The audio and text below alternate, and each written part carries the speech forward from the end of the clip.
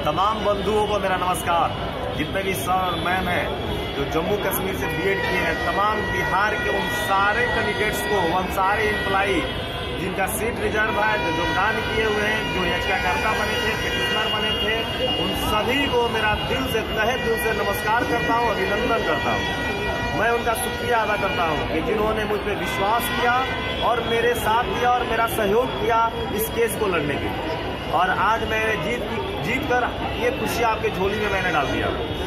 मैं कुछ बातें जो आप लोगों के साथ शेयर करना चाहता था, नहीं बता पाया था, मैं अभी शेयर करने जा रहा हूँ। सुप्रीम कोर्ट ने जो आदेश दिया कि इस आदेश के आलोक में 30 दिन के अंदर याचिकाकर्ता को योगदान कराया जाए। जो लोग पहले से सर्विस कर रहे हैं उनको कंटिन्यू कराया जाए ताकि उनको कोई नहीं निकाल सके, उनको कोई नहीं हटा सके। तो मैं उन तमाम जो हमारे भाई जॉब कर रहे हैं, मैं उनको कह देना चाहता हूँ, अब आपको डर के जॉब करने की आवश्यकता नहीं है। चाहे वो मधेपुरा की लेटर हो या गोपालगंज की लेटर हो या तमाम 38 डिस्ट्रिक्ट की लेटर हो, वो लेटर को डिसमिस और खारिज कर दिया गया। और बिहार गवर्नमेंट को आदेश दे दिया गया कि किसी को नहीं हटाया जाएगा, वे लोग रेगुलर हो जाएंगे और जो लोग का रिजर्व है वो योगदान करेंगे और सारे शिक्षककर्ता जो हमारे हैं उनको ज्वाइन कराएंगे। तो मैं आपको ये बता दूं कि जब सुप्रीम कोर्ट का हियरिंग हो रही थी और जब अंतिम बहस होने वाला था तो मैं काफ़ी भयभीत था और मैं काफ़ी घबराया हुआ था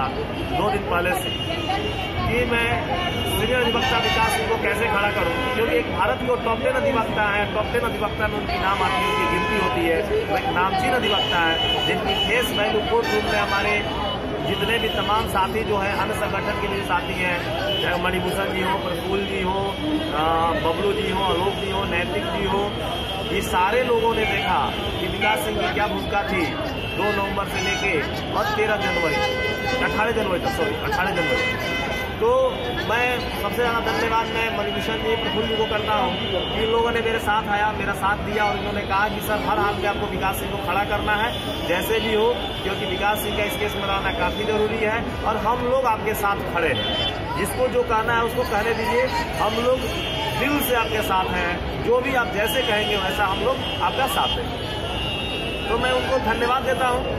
उसके बाद जब कोर्ट रूम में हियरिंग स्टार्ट हुआ और जब विकास सिंह कोर्ट रूम में आए तो जज साहब का जो मोटो था उसको सब किसी ने देखा था कोर्ट रूम में, जो भी उपलब्ध हमारे साथी थे, अन्य संगठन के भी साथी थे, कि जज साहब का पहला ही वक्त था विकास सिंह का good lawyer, Vikas the best lawyer, Vikas Singh board medalist, Vikas a young man.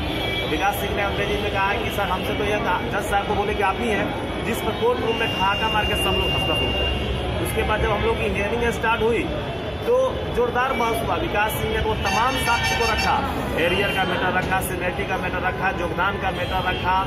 तो विकास सिंह को उन्होंने कहा कि मिस्टर सिंह जी सब कुछ आज ही ले लीजिएगा, सबसे पहले इन सारे बच्चों को अपॉइंटमेंट होने दीजिए, सबको योगदान कर लेने दीजिए और 2-4 मंथ की सैलरी उठा लेने दीजिए। और मैं आदेश देता हूँ कि 30 दिन के अंदर सबको योगदान कराया जाए और उसके बाद मैं एक डायरेक्शन दूंगा। उसके बाद आप लोग जाकर वहाँ सरकार से मिलेंगे, अपना रिप्रेजेंटेशन देंगे, आवेदन देंगे और वह सीनियरिटी आपकी तय करेंगे। तो मैं आपको एक सलाह और एक मेरे तरफ से एक सलाह है कि कुछ बंदे हमारे बंधु जो हैं हाई कोर्ट में जाने के नाम पे बोल रहे हैं, जो ये साफ ही गलत है। जो कार्य हाई कोर्ट में जाकर इस मामला को समाप्त कर दिया जाएगा, खत्म हो जाएगा, क्योंकि जब फिर सरकार कहने लगेगी कि आपकी मैटर तो हाई कोर्ट में चला गया। जो गलतियाँ पूर्व में हुई है उसका गलतियों को रिवीजन ना करें, उसको दोहराए नहीं।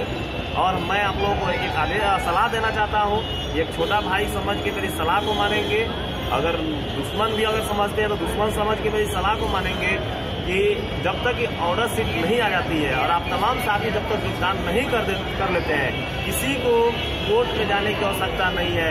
मैं आपको योगदान कराऊंगा, सीनियरिटी भी दिलाऊंगा। जैसे ही ऑर्डर शीट आ जाता है मैं उसका अध्ययन करूंगा, सीनियर लॉयर विकास सिंह से उस पर मैं फाइल तैयार कराऊंगा और उसके साथ मैं माननीय MLC केदार पांडे जी के साथ मिलकर माननीय मुख्यमंत्री से मिलूंगा और इस पक्ष को जोरदार तरीकों से मैं मुख्यमंत्री के समक्ष रखूंगा और प्रधान सचिव को बुलवा के मैं आदेश दिलवाऊंगा कि सारे बच्चों को योगदान के साथ सीनियरिटी दिया जाए और उन तमाम लोगों को जो जम्मू कश्मीर से भेंट किया हमारे बिहार के, उनका भविष्य उज्ज्वल हो।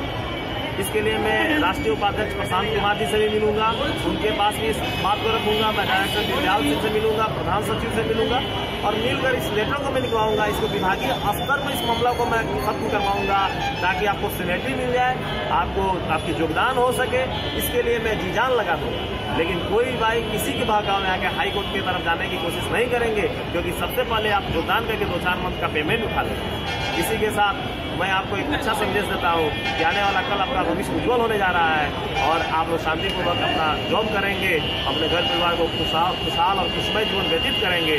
अगर इच्छा होगा तो कभी छोटा भाई समझ के मुझे याद करेंगे। अगर मुझसे कोई गलतियाँ हुआ है, मुझसे किसी को अगर ठेस पहुँचा है, अगर मेरे हाथ से ग्रुप से कोई रिमूव भी हुआ है, मैं उनसे क्षमा याचना मांगता हूँ, क्षमा प्रार्थना करता हूँ, मैं उनसे माफ़ी मांगता हूँ। क्योंकि अगर प्रशासन होता है, जो राजा होता है या जो शासक होता है, जो मैनेजमेंट करता होता है, अगर वह कड़ा ना हो तो उससे चलाना बड़ी मुश्किल होता है। और मुझे इस केस को जीतना था और जिसके लिए मुझे कड़ा से कड़ा स्टेप लेना पड़ा इस केस के लिए, इस भविष्य को बनाने के लिए। इसलिए मैं आप सभी से माफ़ी मांगना चाहता हूँ।